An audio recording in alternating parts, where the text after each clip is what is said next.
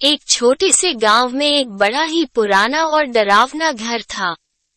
लोग कहते थे कि वो जगह रात के समय भूतों का घर बन जाता है।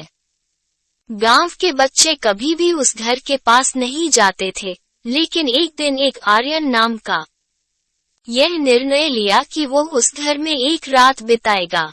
रात के समय वो वहां पहुंचा और घर की ओर बढ़ता हुआ देखा कि घर बहुत ही पुराना और खतरनाक दिख रहा था।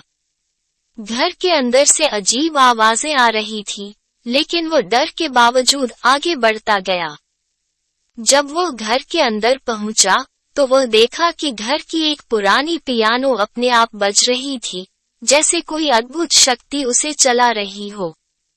आर्यन देखकर थोड़ा डर गया, फिर वह पियानो के पास गया, फिर वह साथ में बजने लगा पियानो को। धीरे धीरे पियानो की तालमेल बढ़ती गई और वह अद्वितीय संगीत का आनंद लेने लगा।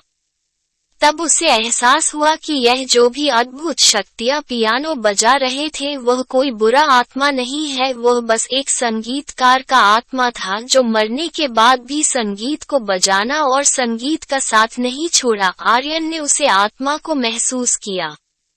वो आत्मा आर्यन का कोई नुकसान नहीं पहुंचाया। धीरे धीरे आर्यन का डर कम हो गया और वो समय के साथ घर के बारे में और भी कुछ जान गया। ये सच था कि घर में एक पुरानी आत्मा बसी हुई थी, लेकिन वह भूतिया नहीं था, बल्कि वो संगीत की आवाज को अपने साथ रखने वाला एक पुराना गायक था।